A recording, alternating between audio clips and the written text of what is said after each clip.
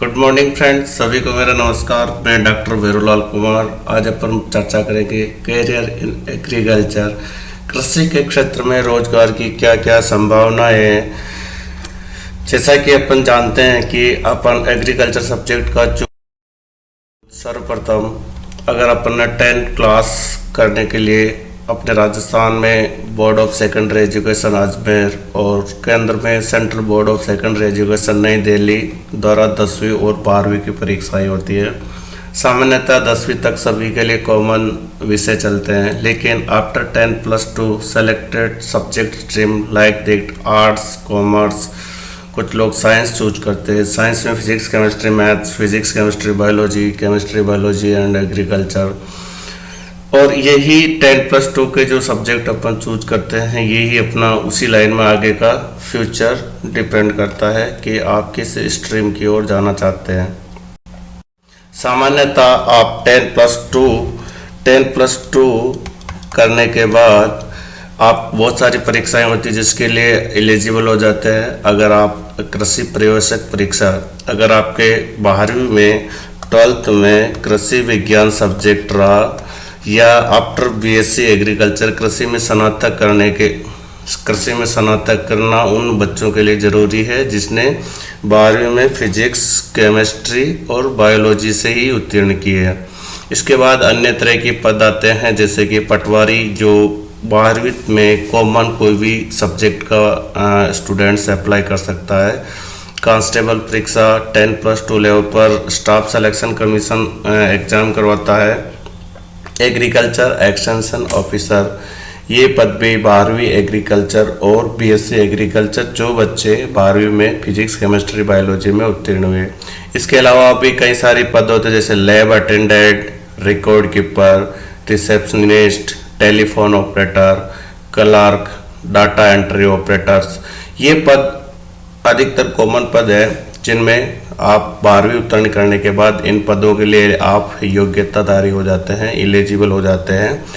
और अगर आप 10वीं 12वीं एग्रीकल्चर करने के बाद या बायोलॉजी लेने के बाद या केमिस्ट्री लेने के बाद अगर आप कृषि के क्षेत्र में रोजगार चूज करना चाहते हैं तो इसके प्रवेश के लिए 2 तरीके की परीक्षाएं होती है। एक JET जॉइंट एंट्रेंस टेस्ट, ये प्रत्येक वर्ष राजस्थान में 5 कृषि विश्वविद्यालय है उनसे कंडक्ट होता है, जो प्रति वर्ष इस साल श्री कर्ण नरेंद्र एग्रीकल्चर यूनिवर्सिटी जोबनेर करवा रहा है। पिछली बार एग्रीकल्चर यूनिवर्सिटी कोटा, प्रत्येक यूनिवर्सिटी 3-3 साल में करवाती है। और राजस्थान में Maharana Pratap university of agriculture and technology Udaipur, Swami Keshwanand Rajasthan agriculture university Bikaner, Jobner agriculture university Kota, agriculture university Jodhpur प्रत्येक 3 साल के इंटरवल में ये एग्ज़ाम करवाती है। इस एग्ज़ाम से बीएससी एग्रीकल्चर कृषि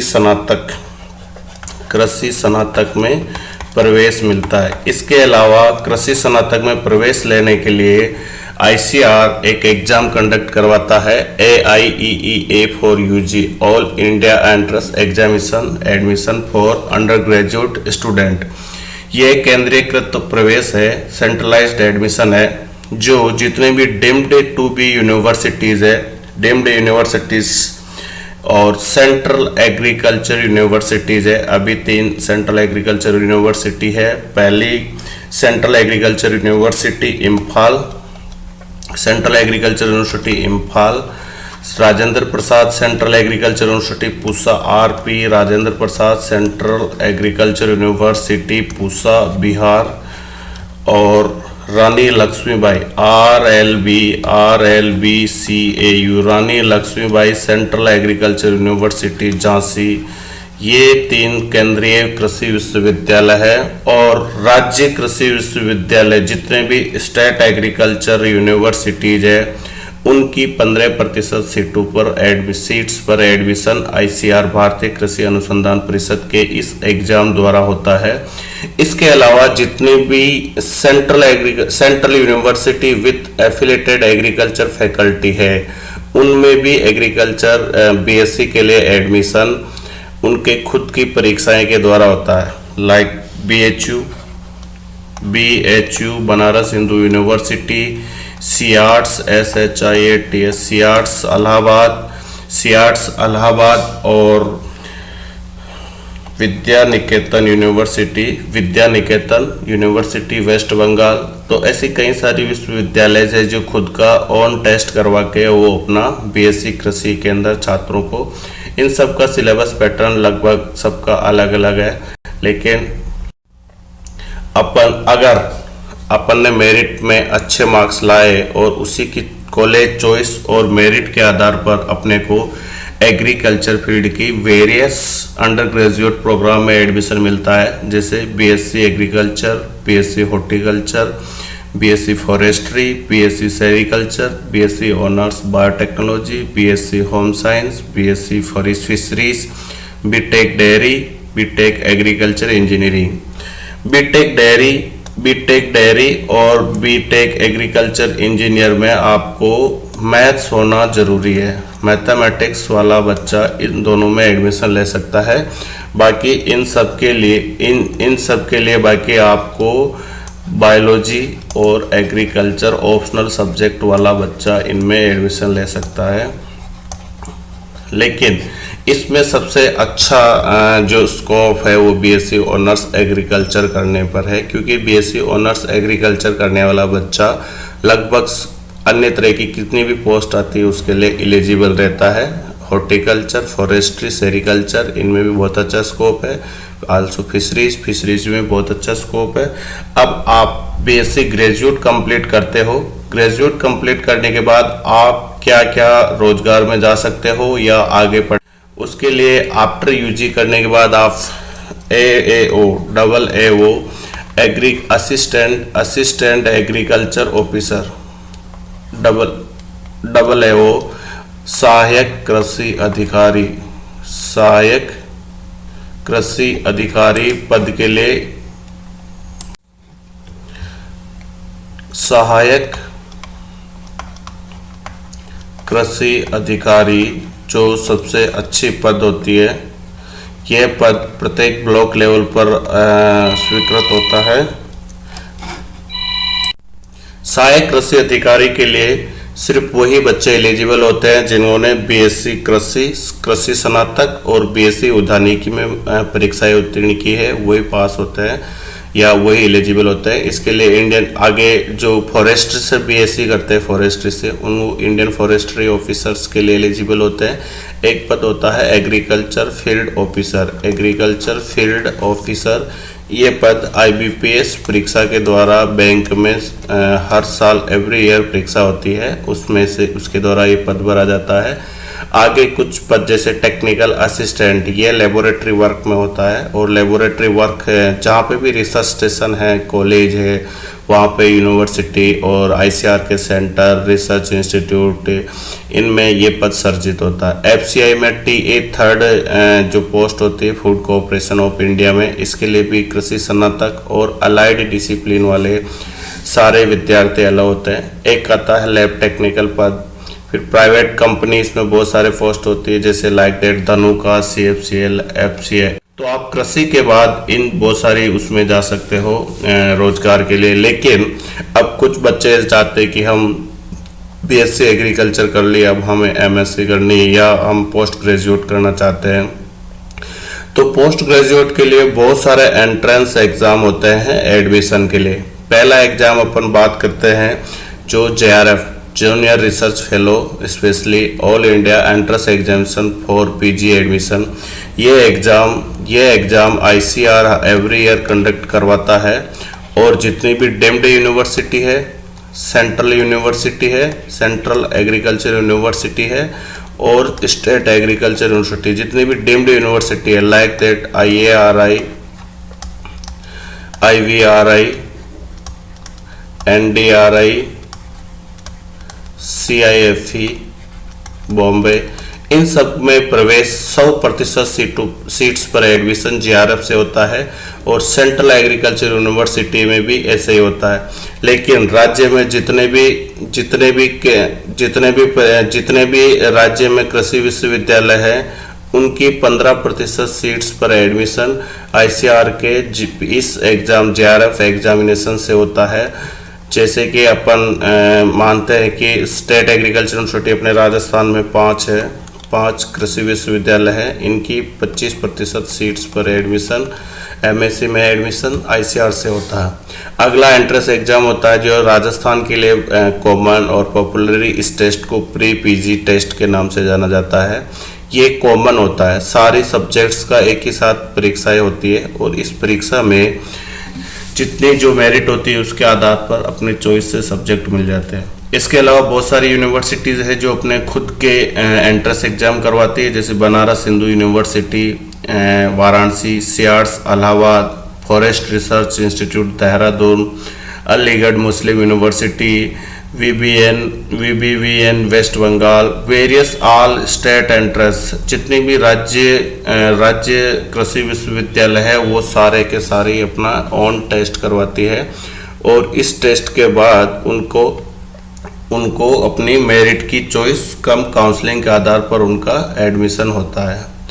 अब पीजी के लिए अपन जेआरएफ को थोड़ा ब्रॉड लेवल पर देखेंगे। जेआरएफ जो एग्जाम्स होता है वो ऑनलाइन होता है, कंप्यूटर बेस्ड टेस्ट होता है, जिसके अंदर 120 क्वेश्चंस आते हैं, 120 क्वेश्चंस आते हैं। सारे के सारे क्वेश्चंस मल्टीपल चॉइस क्वेश्चंस होते हैं।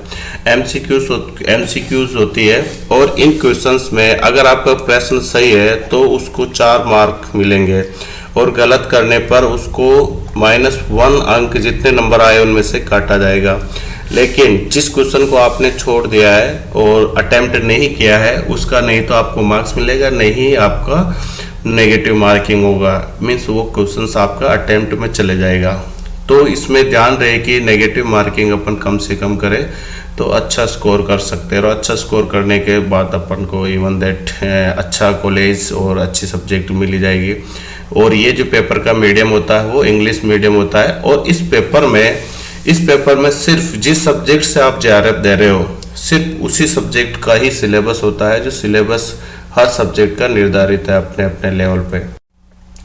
आफ्टर पीजी आप क्या कर सकते हो, ARS agricultural research service ARS examinations जो एएसआरबी एवरी ईयर कंडक्ट करवाती है।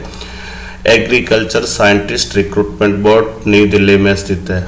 इसके बाद आप SMS subject matter specialist subject matter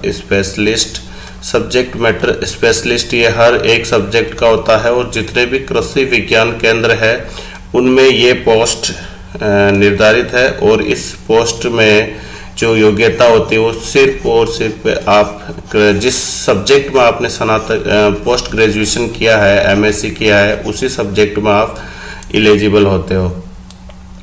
अब आगे बात करें असिस्टेंट प्रोफेसर के लिए अभी वर्तमान में जो क्वालिफिकेशन है वो PG post graduate plus net examination होना जरूरी है। नेट नेशनल एलिजिबिलिटी टेस्ट अपने यहाँ आईसीआर कंडक्ट करवाती है। आईसीआर वाले नेट पास होता है। कहीं जेआरएफ जो यूजीसी नेट भी कर सकते हो आप, सीएसआईआर नेट भी कर सकते हो, लेकिन यूजीसी और सीएसआईआर नेट में अपने एग्रीकल्चर के सारे सब्जेक्ट नहीं होते हैं, इसलिए अपने आईसीआर नेट ही ज़्यादा प्रिफर या बेटर रहता है। अगला टेक्निकल ऑफिसर्स ये पद जितने कई सारे रिसर्च सेंटर्स है, रिसर्च सेंटर में आपके ये सारे पद सर्जित होते हैं और इन पद की रिक्रूट वेरियस जो स्पॉन्सरिंग एजेंसी है वो करवाती है। इसके अलावा एसटीओ पोस्ट है, ये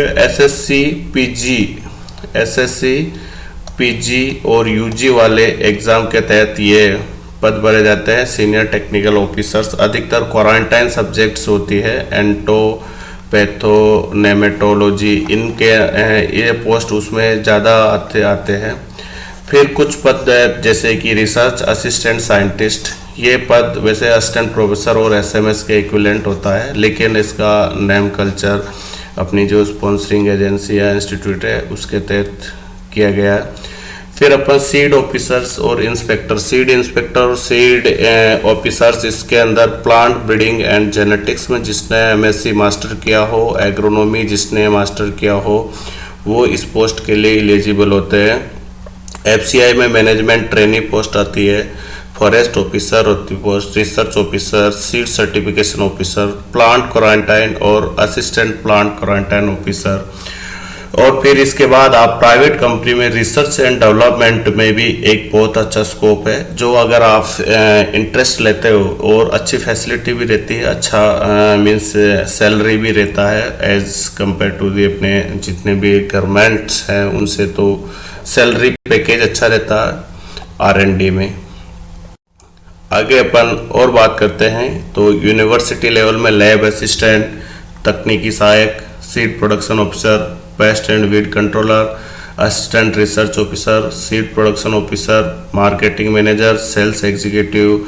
और अगर आप सेल्फ अपना एम्प्लॉयमेंट करना चाहते हो तो बहुत ही अच्छा स्कोप है, like that SCBC, agree clinic and business management, nursery raising, mushroom culture, AP culture. ये अपन पे डिपेंड करता है कि मुझे सेल्फ एम्प्लॉयमेंट बनना है, प्राइवेट सेक्टर में जाना है, गवर्नमेंट सेक्टर में जाना है और किस पद पर, ये अपनी चॉइस और सब्जेक्ट के अनुसार डिपेंड करता है।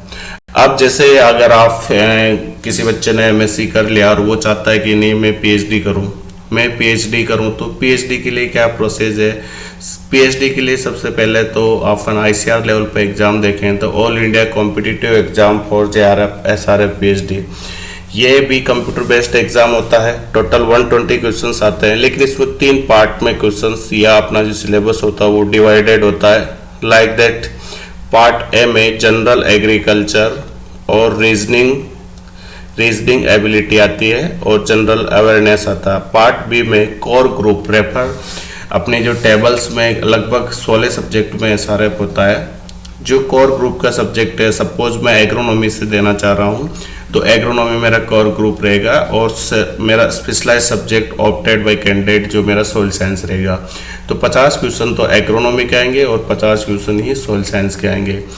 और इसके बाद इस डिसिप्लिन में सब्जेक्ट है जो अपनी जो फाइनल मेरिट है वो एग्रोनॉमी वालों की अलग रहेगी, सोइल साइंस वालों की अलग रहेगी, लेकिन जो अपने माइनर सब्जेक्ट्स होते हैं उनके साथ ये एग्ज़ाम कंबाइंड होता है। अब अपन बात करते हैं ARS और नेट एग्जामिनेशंस। नेट एग्जामिनेशन और ARS का प्रीलिम्स एक ही पेपर होता है और ये अपनी सब्जेक्ट्स का होता है और 150 MCQ क्वेश्चंस होते हैं और सारे questions all objective MCQ type होते हैं। अब इस एग्ज़ाम में नेट एग्ज़ाम पास होने के लिए जनरल कैटेगरी को 50% नंबर लाना ज़रूरी होता है, OBC को 45% नंबर लाना ज़रूरी होता है और SC ST को 40% नंबर लाना ज़रूरी होता है। तो आप नेट एलिजिबल हो जाते हो और आपकी योग्यता है जो असिस्टेंट प्रोफेसर के लिए हो जाती है। लेकिन अगर आपको ARS पढ़ना है, ARS प्री पास होना है, ARS प्री पास होना है तो ARS प्री के लिए आपके 15 टाइम्स मेरिट जितने पद सर्जित होते हैं, सपोज मान लीजिए ARS के लिए 10 वैकेंसी आई है तो 150 बच्चे का मेंस के लिए 150 बच्चे का मेंस के लिए एंट्री होगी और ये अपनी जो फाइनल मेरिट होती है उसके बेसिस पर 150 टॉप 150 बच्चे ले जाएंगे। अगर 10 सीट है तो सीट अगर कम रेशो है तो उस सीट के रेशो में 15 टाइम्स स्टूडेंट्स का जो सिलेक्शन होता है। अब इसके बाद अपन बात करते हैं ARS मेंस एग्जाम्स की। ARS मेंस एग्जाम्स का सामान्य पैटर्न ये रहता है कि 40 क्वेश्चन तो 1 लाइनर आते हैं, 20 क्वेश्चन आते हैं आपके 5 to 6 लाइन और 6 क्वेश्चन आते हैं आपके बड़े वाले, means even that 1 to 2 page के आंसर लिखना होता है। अब जो पहले उनका जो मैंने मेरे हिसाब से टाइम एडजस्ट किया है वो प्रत्येक क्वेश्चन के लिए अगर अपन ऐसे ओवरऑल देखें तो प्रत्येक क्वेश्चन के लिए आपको सिर्फ 20 मिनट मीन्स उसका आंसर आपको आधे मिनट में लिखना है। अगर आपको पूरा पेपर कंप्लीट करना है तो ज़्यादा से ज़्यादा आप 40 सेकंड लगा सकते हो। फिर उसके बाद जो 20 क्वेश्चंस होते हैं उस प्रत्येक क्वेश्चन में 5 से 6 लाइन आपको 5 मिनट तक में 4.5 से 5 मिनट में आपको वो लाइन लिखनी है, तभी आपका वो टाइम कवर करेगा।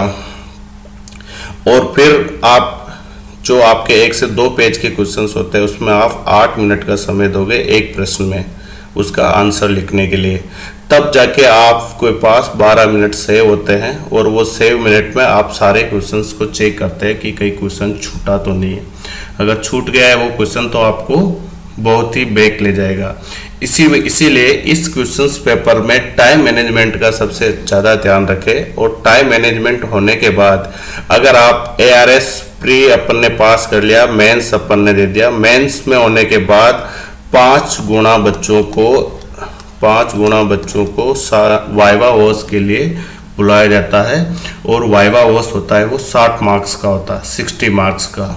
और वाइवा वॉश में जो होता है वो अपने सब्जेक्ट थीसिस से रिलेटेड, इनसे रिलेटेड करंट अफेयर्स, अभी वर्तमान में एग्रीकल्चर की क्या कंडीशंस है, इसके बारे में क्वेश्चन आंसरिंग होती है। फिर अब मैं कुछ बात बताना चाहता हूँ कि अपन एग्ज़ाम में कैसे पास करें। सबसे पहले अपने सिलेबस को अंडरस्टैंड करना बहुत ज़रूरी है। जितना ज़्यादा अपन सिलेबस के कंटेंट को समझ पाएंगे उतना ही ज़्यादा अपन अच्छी स्कोरिंग कर पाएंगे। जब अपन सिलेबस को समझ लिया तो पर्टिकुलर टॉपिक का वेटेज देखा जाता है कि किस टॉपिक पे से ज़्यादा क्वेश्चंस आते हैं। जैसे कि मैं आपको वीड साइंस की बात करूँ तो वीड साइंस में मोड ऑफ एक्शन और मैकेनिज्म ऑफ एक्शन से ज़्यादा क्वेश्चंस आते हैं, हर्बिसाइड रेजिस्टेंस से ज़्यादा क्वेश्चंस आते हैं। जनरली एग्रोनॉमी में फर्टिलाइजर से, न्यूट्रिएंट मैनेजमेंट से अच्छे क्वेश्चंस आते हैं। और पैटर्न ऑफ एग्जामिनेशंस, इस चीज़ को समझना अपने लिए बेहद ज़रूरी है अगर अपने को अच्छे मार्क्स लाने हैं तो। फिर अपने को make and follow A time table, अपने का सर्टेन टाइम टेबल होना चाहिए। मुझे इस पीरियड में ये सब्जेक्ट पढ़ना है, इतने दिन में इसका रिवीजन करना। फिर आपके पास स्टडी सोर्स क्या होते हैं कि स्टडी सोर्स में नोट्स अपने खुद के notes, question banks, ICRE content, बहुत सारी यूनिवर्सिटी जैसे अंगरू TNAU, इन यूनिवर्सिटी ने क्या कर रखा है, अपना सेल्फ कंटेंट डेवलप कर रखा है जो वेबसाइट पे उपलब्ध है, वो आप प्राप्त कर सकते हो। इसके अलावा सीनियर्स के नोट्स वो भी काफ़ी हेल्पफुल होते हैं, ओल्ड पेपर, ये सारी चीज़ें मिलके अपन स्टडी करेंगे। इनमें सबसे इम्पोर्टेंट है अपनी रेफरेंस बुक। रेफरेंस बुक इतनी इम्पोर्टेंट है कि आप जितनी पढ़ोगे उतना ही कम और उतना ही अच्छा स्कोर गेन करोगे। फिर अगली चीज़ है कि किताब भी पढ़ रहे हैं, नोट्स भी पढ़ रहे हैं, ICR कंटेंट भी पढ़ लिया, खुद के नोट्स भी बना लिए, सीनियर के नोट्स भी पढ़ लिए। लेकिन अगर आपके अंदर डर बैठा हुआ है एग्ज़ाम का तनाव है, स्ट्रेस है, तो इवन दैट आपकी सारी स्टडी है जो बेकार हो सकती है। इसलिए आप एग्ज़ाम के डर से और स्ट्रेस से बिल्कुल फ्री रहिए। और रिव्यू, आप प्रत्येक जितना भी कोर्स पढ़ते हो उसका रिवीजन प्रत्येक 15 दिन में कर लोगे तो वो चीज़ आपको प्रत्येक 15 दिन में करोगे तो वो चीज़ आपको कंठस्थ याद हो जाएगी। और याद होने के बाद आप उस चीज़ में अपनी महारत हासिल हो जाएगी। फिर अब मैं कुछ बुक्स बताता हूँ जो JRF, SRF, ARS के लिए, स्पेशली मैं एग्रोनॉमी की बात करूँगा जिसमें मॉडर्न कंसेप्ट ऑफ एग्रोनॉमी बहुत अच्छी बुक है। एग्रोनॉमिक टर्मिनोलॉजी आपको पढ़नी है, बहुत ही इंपॉर्टेंट बुक है। इससे बहुत सारे क्वेश्चंस, डेफिनेशंस और इसके जो अपेंडिक्स है, कौन सी बुक किस ऑथर ने लिखी, जनरल के नेम, सारे सब कुछ कंटेंट इसमें बहुत अच्छा से दिया हुआ है और उसको पढ़ना बहुत ज़रूरी है ताकि अपन अच्छे से अच्छा स्कोर गेन करें। इसके बाद अपन ये राजेंद्र प्रसाद का वॉल्यूम 1 एंड 2 है, a textbook of feed crop production, ये बहुत अच्छा बुक है, इसको पढ़ना। Principles of feed science, agronomy at a glance, PL Maliwal, fundamental of soil science DK Das, और फंडामेंटल ऑफ साइंस ISSS जो कि SRF के लिए बड़ी इंपॉर्टेंट बुक है। Weed science basic and application TK Das, irrigation water management DK Majumdar, ये नहीं हो तो irrigation agronomy by SR Reddy जो कि बहुत अच्छा बुक है और इरिगेशन के क्वेश्चंस एग्रोनॉमी में बहुत ज़्यादा आते हैं, तो आपको इरिगेशन पे भी अच्छा फोकस करना है। और स्पेशली अब मैं आगे एक बात करूंगा सॉइल साइंस वाले स्टूडेंट्स के लिए, ए textbook of soil science by विश्वास एंड मुखर्जी, बहुत ही इम्पोर्टेंट बुक है। इस बुक की हर बच्चे को लाइन टू लाइन याद हो तो वो बच्चा आगे जाके अच्छा। फिर बेसिक बुक के लिए आप एग्रोनॉमिक ट्रीटाइज जो एक कैप्सूल बुक है, ऑब्जेक्टिव एग्रीकल्चर कांटवा SRF और ऑब्जेक्टिव एग्रोनॉमी था प्रकाश में। इसके अलावा आपको soil fertility and fertiliser, manure and fertiliser, ये बुक्स भी इम्पोर्टेंट है और अच्छी रैंक लाने के लिए इन सारी बुक्स को पढ़ना आपको ज़रूरी है। फिर इसके बाद देखते हैं कि अपना एग्जामिनेशंस का क्या शेड्यूल रहे। सबसे पहले तो अपना टारगेट है वो स्पेसिफिक टारगेट रहे, और टारगेट भी ऐसा रहे कि वो अचीव कर सके अपन। जितना अच्छा अचीव करेंगे उतना स्पेशल रहेगा। फिर टाइम बाउंड होना चाहिए, ये नहीं कि मुझे ARS बनना है 5 साल 10 साल, पता ही नहीं है कि मेरे को 1 साल में ARS बनना, 2 साल में बनना। तो आपका जो स्पेसिफिक, मेजरेबल, अचीवेबल, टाइमली और रियलिस्टिक भी होना चाहिए अपना वर्क, ठीक है। तो आप सक्सेस को बहुत इजीली हासिल कर पाओगे, और सक्सेस वैसे किसी का वो इंतज़ार नहीं करती। अगर आपने मेहनत की तो इवन दैट एक न एक दिन आप उस पोस्ट या उस पद को आप गेन कर लोगे। और थैंक यू, फिर मिलते हैं दोस्तों।